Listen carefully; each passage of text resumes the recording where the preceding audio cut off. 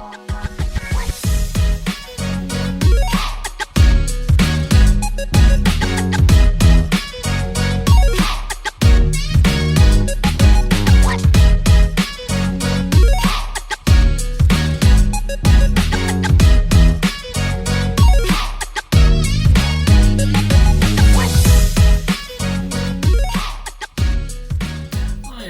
back to my film and TV channel. Hope you're all staying safe and well. And we have an action thriller film today, yes, and it's a gentleman called Guy Ritchie is involved in this, and it's actually called Guy Ritchie's The Covenant, or simply The Covenant, depending on what you think.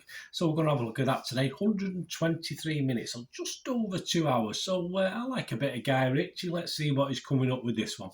Please, if you are new to the channel, push that subscribe button, push the bell notifications. Great job, you're on board. Everything film and TV, of course, reviews, information, vlogs, lots of different things. And if you are pressing buttons, if you can press that little like button, I'm trying to get between 10 and 15 likes for these vlogs, so it can help me out towards that figure. I will be very, very grateful. Yes, co-written, produced and directed by Guy Ritchie. I think he made the coffee as well as while he was on set.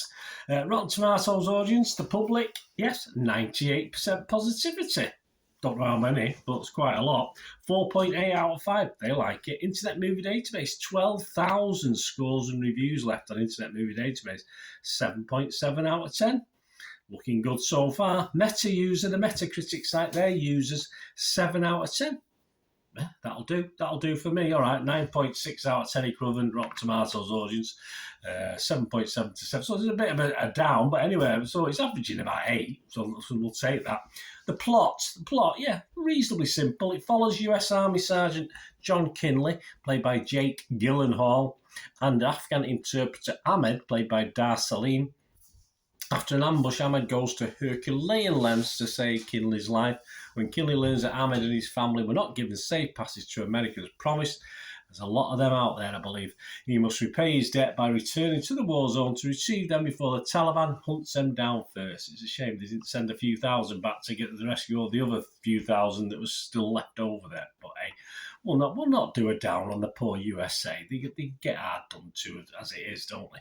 Theatrically released in the US on April the 21st, 2023, and worldwide more or less at a similar time.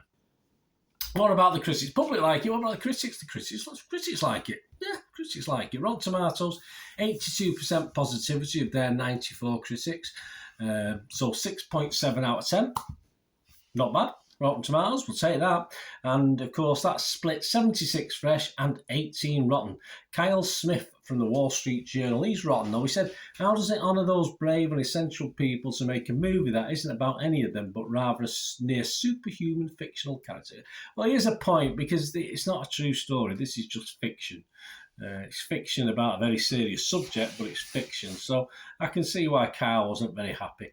Amy Nicholson, though, from the New York Times, she was fresh on it. She said, for all its cliches, this furious and discomfort-filling film tugs on your conscience for days, making a powerful case to turn the American public's attention back to a conflict it would rather forget. Yes, another disaster, but don't worry about it, guys. You keep trying, don't you? Adam Graham from Detroit News, he was fresh as well. He said, an oftentimes riveting war film which marks a new path for a 54-year-old filmmaker, Mr. Guy Ritchie, of course. We'll talk about that in my little thoughts. The consensus of the website, a satisfying, well-acted war thriller with surprising dramatic depths. Guy Ritchie's The Covenant tells a solid story with impressive restraint. Okay. Metacritic, the other site we'll look at, uses an average, of course, scored it 63 out of 100, so still okay, based on 27 critics. 15 positive, good. 11 mixed, okay, and just 1 negative, so that doesn't sound too bad, does it? It scored anywhere between 38 and 90. AV Club's Mutada El Fadi only give it 42 and said Guy Ritchie's The Covenant offers marginal entertainment value. It's a film that seems afraid to offer any ideas about its setting and characters beyond the minimum. Yes, well, it's not an in-depth study of the characters. That's certainly correct, Mutada. Chicago Sun-Times' Richard Rupert, though, he likes it. He gave it 88. It's almost as if Ritchie wants to make sure we know he directed this, he says, because it doesn't seem like a Guy Ritchie film. duly noted, it doesn't. And kudos to the veteran filmmaker for delivering it. Veteran filmmaker, it's hard to think. I just think he's like in his 20s and 30s, mate. Skillfully made and gripping tale about the hell of modern war and the universal nature of sacrifice, commitment, and heroism. Hallelujah. Yes, a bit of drum banging in this for the Americans as well, even though, as I said, there's a little bit of a poignancy to it, and to hopefully make people think. Right, on to my thoughts before we go over the pond here. If it was Rotten Tomatoes, it's definitely a fresh, no problem there. If it was Metacritic, it's definitely a positive, no problem there. And yes, I'm gonna be like, I thoroughly enjoyed this. I gave this an 8 out of 10 on a simple, pure entertainment. Is what I watch. If I don't watch these sort of films to be educated. As I said, it's not a true story. This is pure fiction. And all right. So the Yanks beat the drum a little bit. So what? We're used to that. I'm used to it. It doesn't bother me that much. This is more mainstream, of course, by the numbers stuff by Guy Ritchie. That's the change for me. It's not really what I associate with Guy Ritchie, as one of the critics said there. It's not really Guy Ritchie. It's like Guy Ritchie in disguise. But it doesn't bother me. I like Guy Ritchie films, but it doesn't bother me that this is by the numbers. I enjoyed it in a simple sort of way as an action war thriller. Okay, we don't, as one of the critics pointed out there, get to know much about the characters. We don't get a lot of backstory. We don't get the ifs, whys, and wherefores.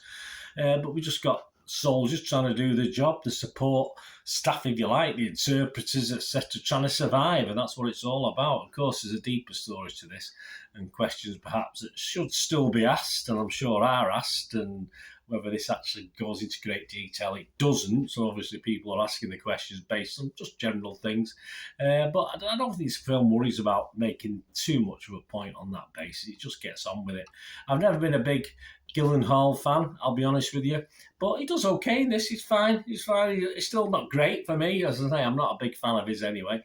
And as I said, it does have a true story feel. It's just such a shame that it isn't, and we can't learn anything from it. But the film doesn't get bogged down in a nitty-gritty. A simple survival and rescue war film, something like Black Hawk Down, that sort of thing, that I found thoroughly entertaining. I thought it was very, very good, and hence an 8 out of 10. I don't give many 8 out of 10s or more in my film reviews, and I thoroughly enjoyed it. And yes, a good ending.